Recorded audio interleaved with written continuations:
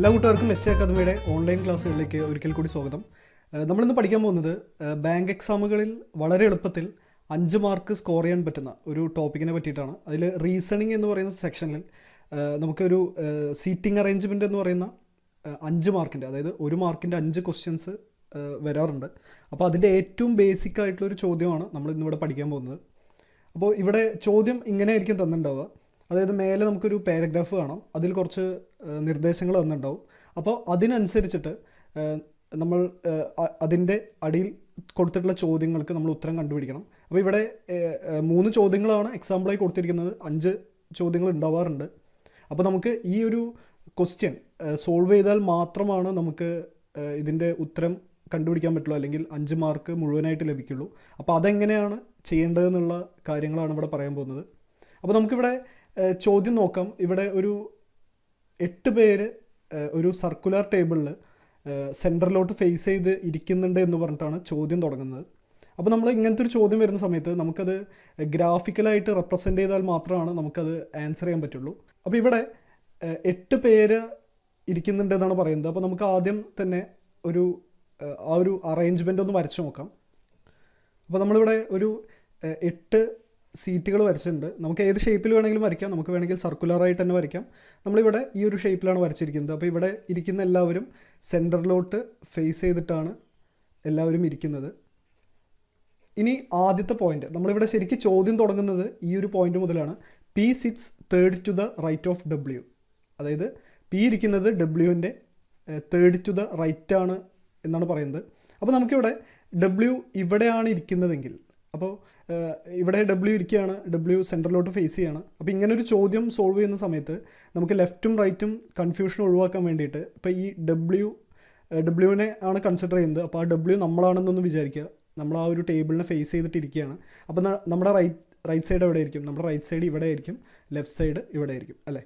അപ്പോൾ ഡബ്ല്യുവിൻ്റെ right side തേർഡാണ് ഇരിക്കുന്നത്. അപ്പോൾ ഇതൊന്നാണ് ഫസ്റ്റ് പൊസിഷൻ, സെക്കൻഡ്, തേർഡ്. അപ്പോൾ ഇവിടെ ആയിരിക്കും P ഇരിക്കുന്നുണ്ടാവുക. അടുത്ത point, and third to the left of Q. അതായത് Pനെ പറ്റി തന്നെയാണ് പറയുന്നത്. P sits third to the right of W and third to the left of Q. P ഡബ്ല്യുവിൻ്റെ തേർഡ് ടു ദ റൈറ്റും Qൻ്റെ തേർഡ് ടു ദ ലെഫ്റ്റും ആണെന്നാണ് പറയുന്നത്. അപ്പോൾ Q ഇവിടെ ആയിരിക്കും വരിക, അല്ലേ? Q ഇവിടെയാണ്, നമ്മളാണ് ഇവിടെ ഇരിക്കുന്നതെങ്കിൽ നമ്മുടെ ലെഫ്റ്റ് സൈഡ് എവിടെ ആയിരിക്കും? ഈ സൈഡായിരിക്കും. അപ്പോൾ തേർഡ് ടു ദ ലെഫ്റ്റ് 1, 2, 3 ഇവിടെ ആയിരിക്കും P ഇരിക്കുന്നുണ്ടാവുക. അടുത്ത point, S sits second to the right of T. S ടിയുടെ റൈറ്റിൽ സെക്കൻഡാണ് ഇരിക്കുന്നത് എന്നാണ് പറയുന്നത്.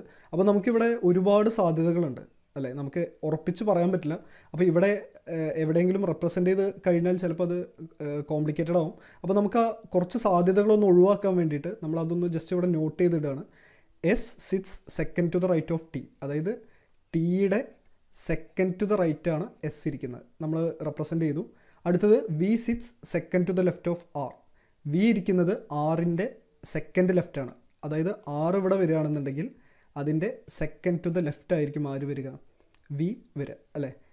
അടുത്ത point, T is not the neighbour of Q. T എന്ന് പറയുന്നത് Qവിൻ്റെ നൈബറില്ല. അപ്പോൾ Q ഇവിടെ വരികയാണെന്നുണ്ടെങ്കിൽ T ഈ 2 സൈഡും ആര് വരില്ല? T വരില്ല. അപ്പോൾ നമുക്കിവിടെ Qവിൻ്റെ കാര്യം നമുക്ക് ഓൾറെഡി അറിയാം. അപ്പോൾ നമുക്കത് ഇവിടെ തന്നെ ചെറുതായിട്ടൊന്ന് റെപ്രസെൻ്റ് ചെയ്യാം. Qവിൻ്റെ 2 സൈഡും ആര് വരില്ല? T വരില്ല. അപ്പോൾ നമുക്ക് Tയുടെ പോസിബിലിറ്റി ഇനി ഈ 3 സ്ഥാനങ്ങളിൽ മാത്രമായിട്ട് ഒതുങ്ങി. അടുത്ത point, while U is neither A neighbour of T nor of W. അതായത് Q എന്ന് പറയുന്നത് ടിയുടെയും ഡബ്ല്യുവിൻ്റെയും നൈബർ അല്ല എന്നാണ് പറയുന്നത്. സോറി, Q അല്ല, U ആണ്. U is neither A neighbour of T nor of W. അപ്പോൾ യുവിൻ്റെ 2 സൈഡിലും ആരൊക്കെ വരില്ല? ടിയും വരില്ല, അതേപോലെ ഡബ്ല്യുവും വരില്ല. അപ്പോൾ നമുക്ക് ഇങ്ങനെ എഴുതുന്നതിൻ്റെ ഒരു ഗുണം എന്താണെന്ന് ചോദിച്ചാൽ, ഇനി ഒരു പ്രാവശ്യം ചോദ്യം വായിക്കേണ്ട ആവശ്യമില്ല. കാരണം ചോദ്യത്തിൽ തന്നിട്ടുള്ള എല്ലാ കാര്യങ്ങളും നമ്മളിവിടെ റെപ്രസെൻ്റ് ചെയ്തിട്ടുണ്ട്. അപ്പോൾ ഈ ഒരു കാര്യങ്ങൾ മാത്രം നമുക്കിവിടെ നോക്കിയാൽ മതി, അല്ലേ?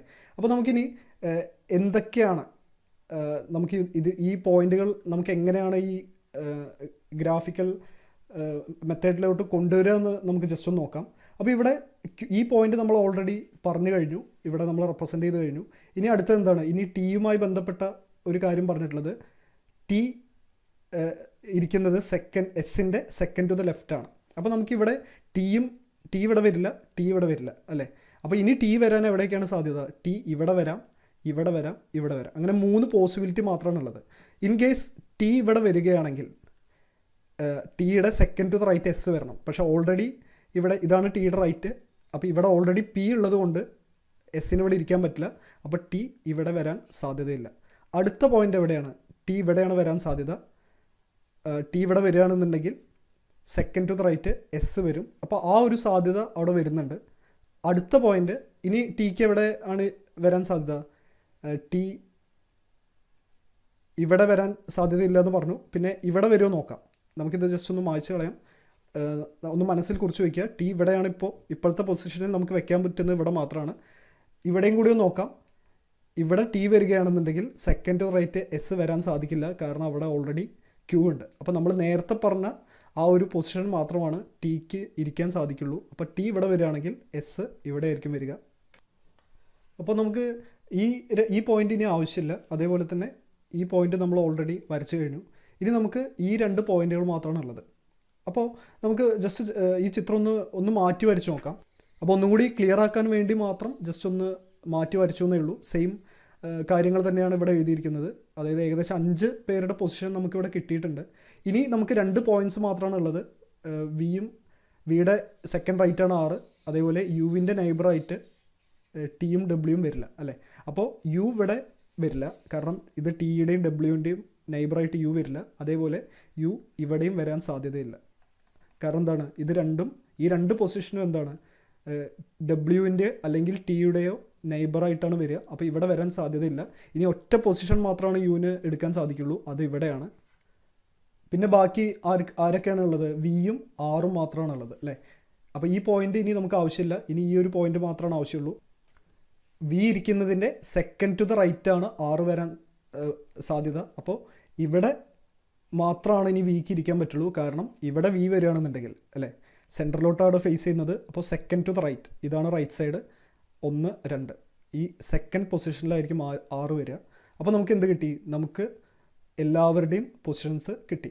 അപ്പോൾ പരമാവധി പോസിബിലിറ്റീസ് കുറയ്ക്കുക, അതാണ് ഏറ്റവും സമയം കുറയ്ക്കാൻ ചെയ്യേണ്ട കാര്യം അതാണ്. നമുക്കൊരു മാക്സിമം 1 or 2 ചിത്രങ്ങൾ അതിനുള്ളിൽ തന്നെ നമുക്ക് ആൻസർ കിട്ടണം. ഇങ്ങനത്തെ ചെറിയ ചോദ്യങ്ങൾ വരുന്ന സമയത്ത് നമുക്കിത് ഈ ഒരു ഫസ്റ്റ് ഡയഗ്രത്തിൽ തന്നെ നമുക്ക് റെപ്രസെൻ്റ് ചെയ്യാം. ആ ഒരു കൺഫ്യൂഷൻ ഒഴിവാക്കാൻ വേണ്ടിയിട്ടാണ് മാറ്റി വരച്ചത്. ഇത് വരയ്ക്കേണ്ട ആവശ്യമൊന്നുമില്ല. ഇതിൽ നിന്ന് തന്നെ നമുക്ക് പ്രാക്ടീസ് ചെയ്ത് കഴിഞ്ഞാൽ ഈ ഒരു ചിത്രത്തിൽ തന്നെ നമുക്ക് ആൻസർ ചെയ്യാൻ പറ്റും. അപ്പോൾ അത് നമ്മൾ കണ്ടുപിടിച്ച് കഴിഞ്ഞു. ഇനി നമുക്ക് ജസ്റ്റ് ആ ചോദ്യങ്ങൾ എങ്ങനെയാണ് നോക്കാം. ഏകദേശം 5 ചോദ്യങ്ങളാണ് വരിക എന്ന് പറഞ്ഞു. അപ്പോൾ ഇതിൽ ഒരു 3 എണ്ണമാണ് കൊടുത്തിട്ടുള്ളത്. ഒന്നാമത്തെ ചോദ്യം, who sits second to the left of V? വിയുടെ സെക്കൻഡ് ടു ദ ലെഫ്റ്റ് ആരാണെന്നാണ് ചോദ്യം. ഇവിടെയാണ് വി ഇരിക്കുന്നത്. സെക്കൻഡ് ലെഫ്റ്റ് എന്ന് പറയുന്നത് ഈ സൈഡായിരിക്കും വരിക. അപ്പോൾ ഇത് കൺഫ്യൂഷൻ ഉണ്ടാക്കരുത്. ഈ വി നമ്മളാണെന്ന് മനസ്സിലൊന്ന് ആലോചിക്കുക. അപ്പോൾ നമ്മൾ ഇങ്ങനെ ഈ ടേബിളിലോട്ട് ഫേസ് ചെയ്തിരിക്കുകയാണെങ്കിൽ നമ്മുടെ ലെഫ്റ്റ് സൈഡ് ഇവിടെ ആയിരിക്കും. അപ്പോൾ സെക്കൻഡ് ടു ദ ലെഫ്റ്റ് ആരാണ്? യു ആണ്. അപ്പോൾ ഒന്നാമത്തെ ആൻസർ യു ആണെന്ന് നമുക്ക് കിട്ടും. അടുത്ത ചോദ്യം, who sits between U and P? യുവിനും പിക്കും ഇടയിൽ ആരാണ് ഇരിക്കുന്നതെന്നാണ് ചോദ്യം. ചിത്രത്തിൽ നോക്കിയാൽ നമുക്ക് കണ്ടുപിടിക്കാൻ പറ്റും, എസ് ആണ്. അപ്പോൾ നമ്മുടെ രണ്ടാമത്തെ ഉത്തരം എസ് ആയിരിക്കും. അതേപോലെ who is sitting second to the right of S? എസിൻ്റെ സെക്കൻഡ് ടു ദ റൈറ്റ് ആരാണെന്നാണ് ചോദ്യം. ഇതാണ് എസ് ഇവിടേക്കാണ് ഫേസ് ചെയ്യുന്നത്. അപ്പോൾ റൈറ്റ് സൈഡ് ഈ ഭാഗത്തേക്കായിരിക്കും. അപ്പോൾ ക്യൂ ആണ് അല്ലേ, 1, 2 സെക്കൻഡ് ക്യൂ ആണ് ഇരിക്കുന്നത്. അപ്പോൾ മൂന്നാമത്തെ ഉത്തരം ക്യൂ ആയിരിക്കും.